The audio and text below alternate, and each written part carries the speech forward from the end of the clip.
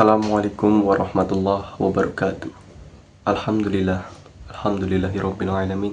Wa bihi nasta'in wa ala umuri dunya waddin. Wassalatu wassalamu ala asrafil anbiya'i wal mursalin wa ala alihi wa sahbihi ajmain. Amma ba'd. Rabbi shrah li sadri wa yassir li amri wahlul 'uqdatam min lisani yafqahu qawli.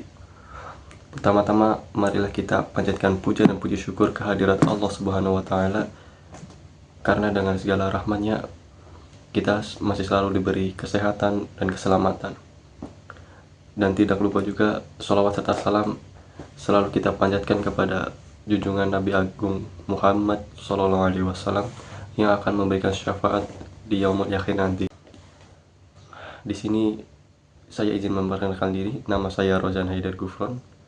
Di sini saya akan menjelaskan apa saja tentang tabayun dalam perspektif Islam, mulai dari pengertian, dasar hukum tabayun, dan bagaimana Al-Quran menyikapi hoaks, serta penerapan tabayun di era digital dan apa saja dampak negatif jika tidak adanya tabayun.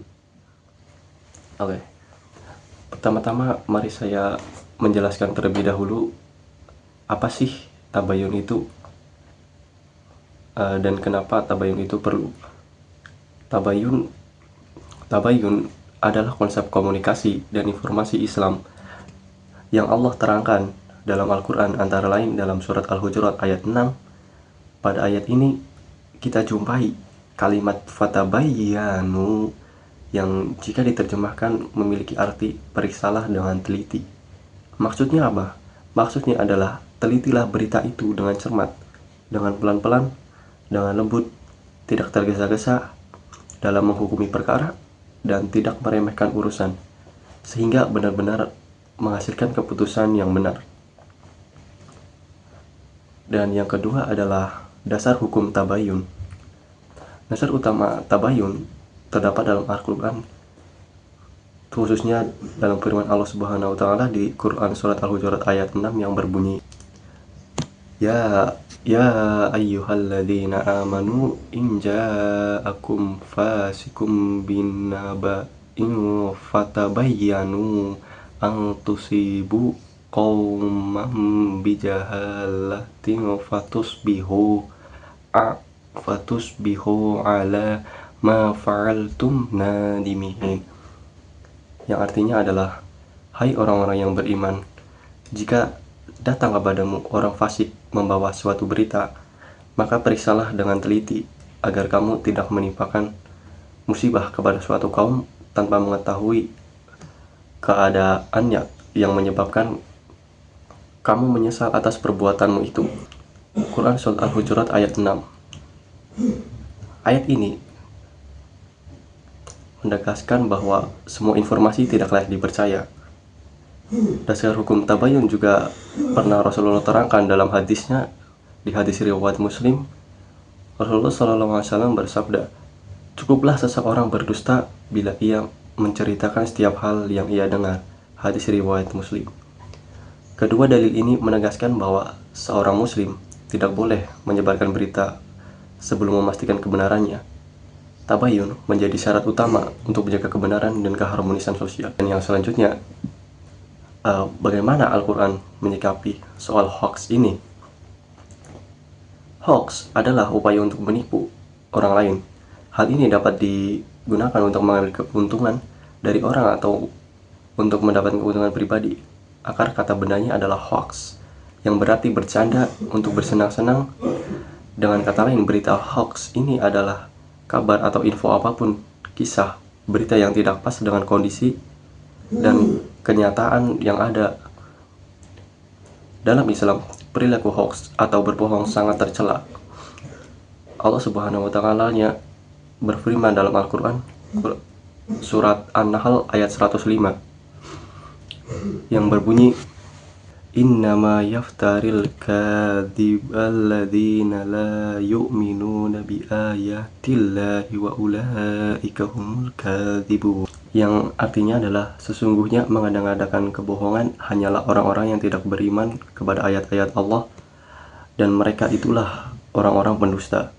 Dalam ayat lain Allah Subhanahu wa taala juga mengancam para penyebar berita bohong dalam surat An-Nur ayat 11 yang berbunyi innalladzina ja'u bil ifki usbatum minkum la tahsabuhu syarran lakum bal huwa khairul lakum likulli amri minhum maktasaba minal itsm walladzi tawalla kibrahu minhum lahu adzabun adzim.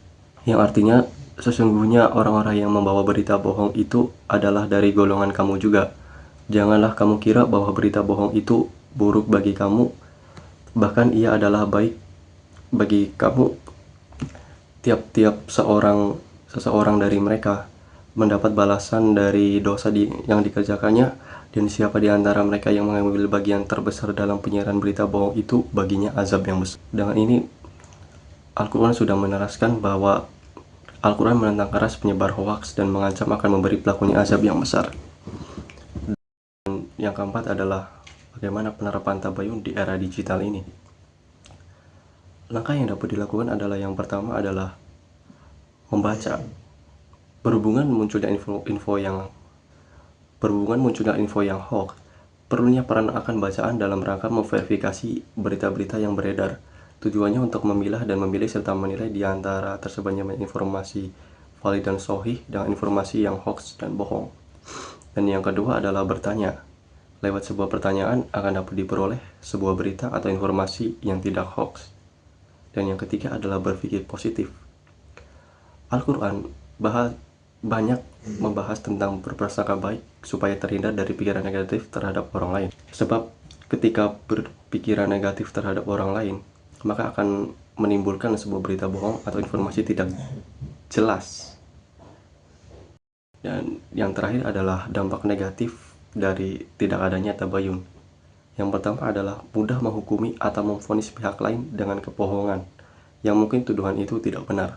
Yang kedua, akan mudah dibohongi dengan ucapan yang seolah-olah itu benar. Yang ketiga, tudingan yang tidak benar atau keliru akan menimbulkan rasa penyesalan dan kecemasan.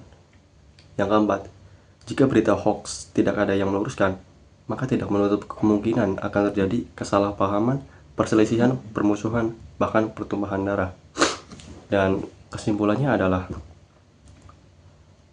berita hoax merupakan sebuah informasi palsu yang seringkali menjadi sumber perpecahan dan pertikaian. Dengan itu, Islam mengajarkan tabayun. Tabayun merupakan salah satu ajaran Islam yang sangat penting untuk menjaga kebenaran dan keharmonisan sosial. Tanpa tabayun, orang dapat dengan mudah menuduh orang lain, bisa menyebabkan penyesalan dan kekecewaan, bahkan bisa menyebabkan pertikaian. Sekian dari saya. Wassalamualaikum warahmatullahi wabarakatuh. Semoga bermanfaat.